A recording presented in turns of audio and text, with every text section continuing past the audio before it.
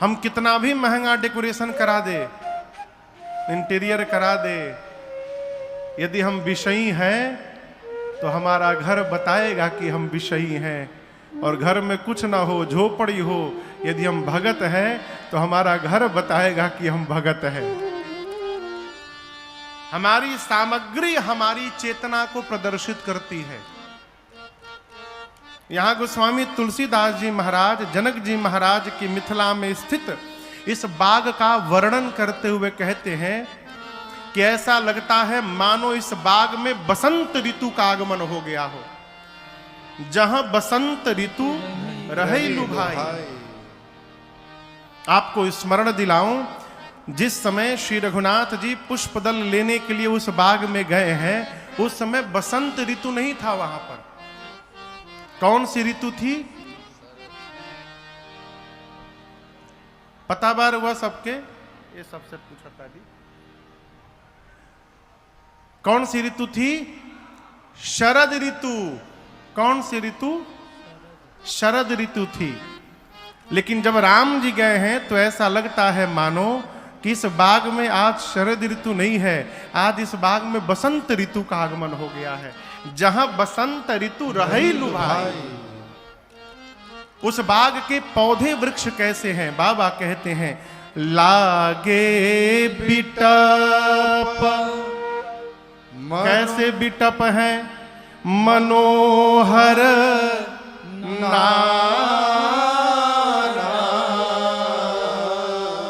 मनोहर कहते हैं जिसको देखने के बाद मन का हरण हो जाए। एक बार आंखें चली जाएं तो वहां से आंखें हटने का नाम न ले, ऐसे दृश्य को मनोहर कहते हैं। जनक जी के बाग में जितने बिटप हैं, वृक्ष हैं, पौधे हैं, सब मनोहर हैं।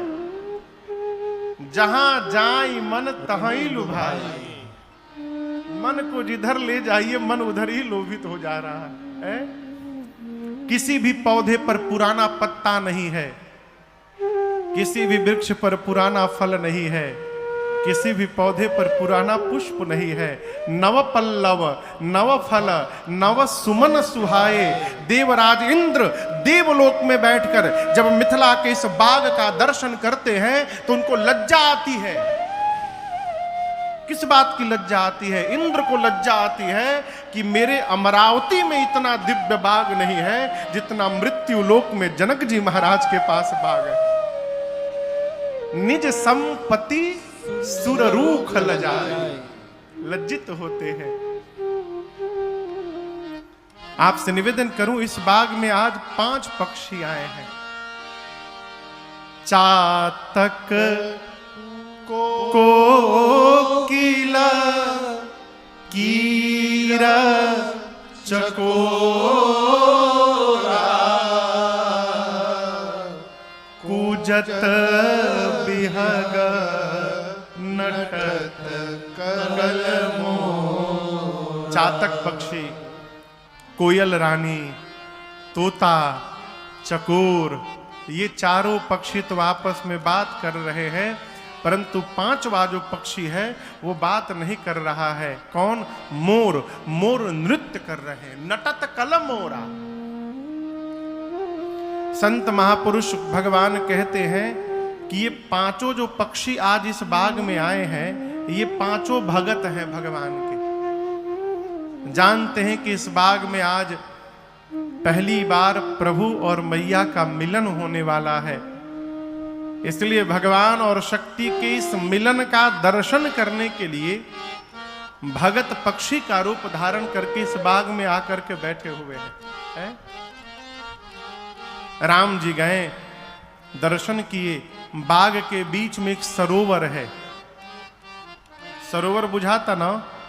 सरोवर मने तालाब, जिसकी सीढ़ियां मणियों से सजाई गई हैं।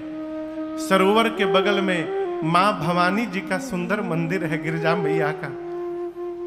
बाग तड़ाग बिलो की बर हर से बंधु समेत। बाग तड़ाक बिलो की प्रभु हर से बंधु समेत।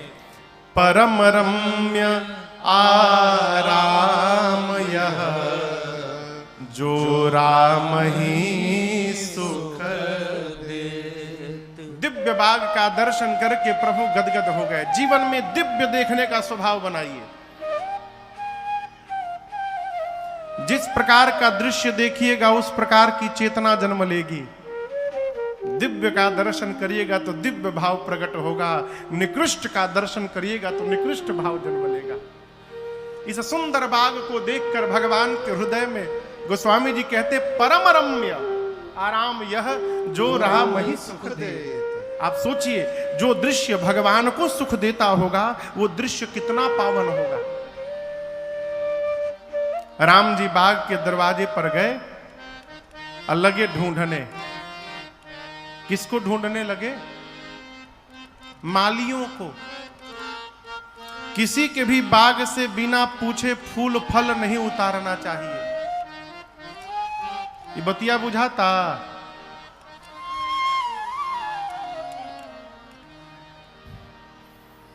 रउओ समय ढेर लोग होई जे 5 बजे डलिया लेके निकल जात हुई सवेरे 3 बजे। कई लोग कहता 3 बजे महाराज, 5 बजे तो अजोर हो जाता। 2 बजे जे जौना बेरा निकला तो वो बेरा के बतावता। भोरे में निकल के जेकरा जेकरा दरवाजा फूल लागल बा सब लोढ़ लिया बा। आ सवेरे जब घर के मालिक उठल फूल गायब, अब शुरू भइल बा। आग लागो जे ले गइल बा ओकरा घरे। बिना पूछे किसी का भी कोई सामग्री छूना ये चौर वृत्ति कहलाती है। बड़े बड़े घर के लोग को मैंने देखा है भैया, गाड़ी से कहीं जा रहे हैं, जाड़ के समय में जनवरी फरवरी में जो ने बड़ा छीमी खिलल होके मटर खेत में, सड़क के किनारे गाड़ी खड़ा करके पूरा परिवार खेत में टूट पड़ा है। बढ़िया बढ़िया नोच, जल्दी नोच, ले चल गाड़ी में। है? राम जी तोड़े नहीं, ढूंढने लगे मालियों को। माली आए, राम जी बोले हमको गुरु जी के पूजन के लिए पुष्प दल चाहिए, अनुमति है? माली बोले पढ़े लिखे हैं आप लोग? लक्ष्मण जी बोले क्या बोलना चाहते हैं? मालियों ने कहा गेट पर ऊपर साइन बोर्ड लगा है, पढ़िए क्या लिखा है, अब बोलिए। माली बोले एक और खतरा है। बुरा बुरा न मानिएगा लक्ष्मण जी, आप भले गोर हैं लेकिन जितना सुंदर आपके भैया सांवर होके है ना, उतना आप गोर होके नहीं है सुंदर। हाँ हाँ, हम लोग को थोड़ा डाउट है। क्या डाउट है? यदि राम जी इस रूप को लेकर बाग के भीतर गए तो ये सिर से पांव तक फूल दिखाई पड़ रहे हैं। नवकंज लोचन कंज मुख कर कंज पद कंजारुणम। कंज कहते कमल को। आंख देखिए कमल जैसा, चेहरा कमल जैसा, हाथ कमल जैसा, पांव कमल जैसा, लग रहा है मानो कमल के गुलदस्ता हो। यदि भैया आपके बाग के भीतर गए तो बाग में जितने भंवरे फूलों पर घूम रहे हैं वो सारे भंवरे डाउट में आ जाएंगे कि असली फूल कौन है। हमको लगता है तजि तजि सुमना मधुपमतवारे, तजि तजि सुमना मधुपमतवारे। सारे भंवरे आपके भैया के मुख पंकज पर मड रही हैं। राम जी बिनती सुनो, बगिया बिच हम जान न दई हैं। राम जी बिनती सुनो। माली बोले सारे भंवरे आपके भैया के चेहरे पर टूट पड़ेंगे। तब क्या होगा? लक्ष्मण जी बोले हमने के हीट स्प्रे ले आइल बनी जा, मार दिहल जाई, केहू ना आई, हमारी समस्या हम झेल लेंगे, जाने दीजिए। माली बोले एक उपाय है भीतर जाने का। राम जी बोले क्या उपाय है भैया? माली बोले आप दोनों भाई जोर से एकदम, जब बोलहुगे सियाजू की जय, जब बोलहुगे अरे सियाजू की जय, तब ही प्रभु प्रबसिन पई है, राम जी बिनती सुनो। जब आप दोनों भैया मिलकर जोर से हमारी किशोरी जी का जयकारा लगाएंगे तब आपका एंट्री पास बनेगा। राम जी बोले लगाएंगे भैया। माली बोले एकदम जोर से लगावे के बा, धीरे निखे लगाओ के जोर से लगाओ के बा। राम जी बोले लगा दी हल जाई, पूरा दम लगा के लगा दी हल जाई। माली बोले बोली सब है, बोलिए किशोरी मैया की जय।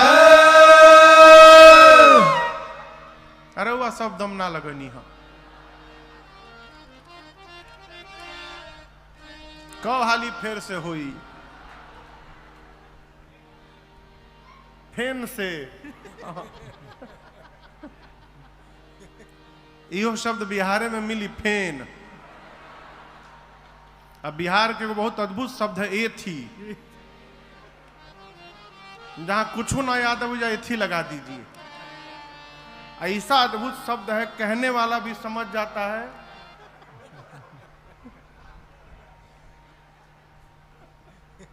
भैया हमारे बताते हैं कि एक जगह रामलीला चल रही थी तो विभीषण जी का रोल था, तो उनसे कहा गया था कि बोलना है कि प्रभु रावण के नाभि में अमृत है, जब तक आप उसको नहीं सोखिएगा वो मरेगा नहीं। विभीषण जी डेले को भुला गए, अमृत भुला गए। अब राम जी को बोल रहे प्रभु रावण के नाभि में उथू है, नाभि में उथू है प्रभु। अब राम जी सोचे उथू तो काय कहने लगा, हाँ भाई समझ रहा हूं तुम कहना चाहते हो रावण के नाभि में अमृत है, अभी निकालता हूं। तब फेन से एक बार बोलिए किशोरी मैया की जय। ये भाई बात। राम जी लक्ष्मण जी जोर से जयकारा बोले। माली मुस्कुराने लगे, कहे प्रभु हम होते कौन है आपको रोकने वाले, हम तो जानबूझ कर आके आगे खड़े हो गए थे, सोचे रोकने के बहाने थोड़ी देर आपको देखने का सौभाग्य मिल जाएगा और दो शब्द आपसे बतियाने का अवसर मिल जाएगा प्रभु, हमारा जीवन धन्य हो जाएगा, इसलिए हम आके खड़े हो गए थे। आइए आइए राम जी आइए, आके दिल से मेरे लौट ना जाइए, आइए आइए राम जी आइए। रुक दो। राम जी गए चारों तरफ देख करके और भगवान प्रसन्न मन से लगे लेन दल फूल मुदित मन। यहां राम जी की विशेषता बताऊं, मेरे भगवान कोई भी कार्य करते हैं तो प्रसन्न मन से करते हैं। क्यों? प्रसन्न मन से किए हुए कार्य का परिणाम 100% प्राप्त होता है। और जिस कार्य को हम रो रो के करते हैं, आप कितना भी साधन जमा कर लीजिए, आपका परिणाम उसका 100% मिलने वाला नहीं है। भगवान मुदित मन से पुष्पदल उतारने लगे। उसी समय मेरी किशोरी मैया वहां पर आई। क्या करने आई? पार्वती मैया की पूजा करने आई। और आपको बताऊं, सीता जी आई नहीं है, सीता जी भेजी गई हैं। किसने भेजा है? किसने भेजा? सीता मैया की माता जी ने भेजा है। ये माता पिता का कार्य है, कर्तव्य है कि वो अपनी संतान को बचपन से भगवान में लगावे। जो माता पिता बचपन से अपनी संतति को भगवान से नहीं जोड़ते हैं, वही बुढ़ापे में रोते हैं, महाराज हमारा लड़का भगवान को नहीं मानता। कैसे मानेगा? बूढ़ तोता नहीं पढ़त है हो। बच्चों को बचपन से भगवान से जोड़ के रखिए। यदि आपका संतान, आपकी संतान सब कुछ बन गई, डॉक्टर बन जाए, इंजीनियर बन जाए, वैज्ञानिक बन जाए, बहुत बड़ा व्यापारी बन जाए, सब कुछ बन जाए, यदि भगवान का भक्त नहीं बन पाया तो सब बनना व्यर्थ है, उसका सब व्यर्थ है। यहां सीता मैया को उनकी मां सुनैना जी ने गिरिजा पूजन जननी पठाई। सखियों के साथ मेरी मां आई। आकर मां ने सरोवर में स्नान किया है। स्नान करके पार्वती जी के मंदिर में जाकर पूजन प्रारंभ करती हैं। अनुराग के साथ मैया ने पूजन किया। पूजा कीन अधिक अनुरागा। भगवान की पूजा करिए तो अनुराग के साथ करिए, प्रेम के साथ करिए, भाव के साथ करिए। भगवान ये नहीं देखते कि आप क्या क्या चढ़ा रहे हैं, भगवान ये देखते हैं कि आप कैसे चढ़ा रहे हैं। कोई ये ना सोचे कि हम बहुत महंगा महंगा सामान चढ़ा देंगे तो भगवान प्रसन्न हो जाएंगे। भगवान को क्या सामान की कमी है? कहा भगवान को सामान की कमी है? भगवान दुर्योधन का 56 भोग छोड़ करके अब विदुर जी के घर में केले का छिलका खाने के लिए चले गए थे। क्यों? विदुर जी के घर में जो भाव था वो भाव दुर्योधन के घर में नहीं था। भगवान भाव के भूखे हैं, भगवान सामान के भूखे नहीं हैं। इसलिए मेरी प्रार्थना है, जब पूजन करिए तो भगवान को भाव अर्पित करिए। सामान की आवश्यकता नहीं है भगवान को। हमारे बाबा चांदी चढ़ाने पर प्रसन्न होंगे कि नहीं होंगे नहीं पता, लेकिन भाव से यदि एक लोटा जल चढ़ा दिया तो बाबा गदगद हो जाएंगे, उसी में गदगद हो जाएंगे। मेरी मां ने पूजन किया।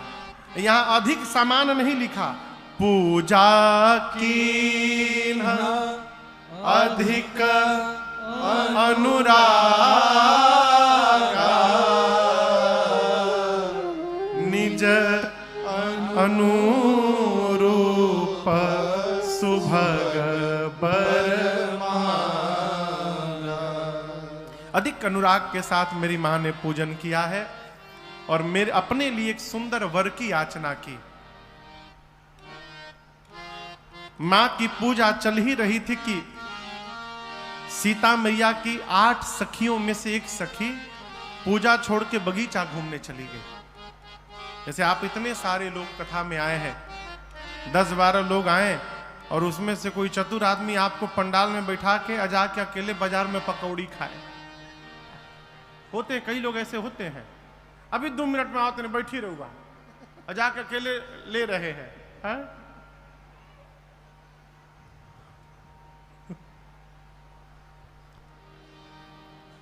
एक सखी सियसंग बिहाई गई रही देखन फुलवारी। फुलवारी घूमते घूमते उस सखी ने राम लक्ष्मण जी को पुष्पदल लेते देख लिया। बावली हो गई, हो पगला गई। पागल की अवस्था में दौड़कर मंदिर में आई, आंख से रो रही है, मुख से हंस रही है। बाकी सखियां देखी, उसके पांव इधर उधर लड़खड़ा रहे।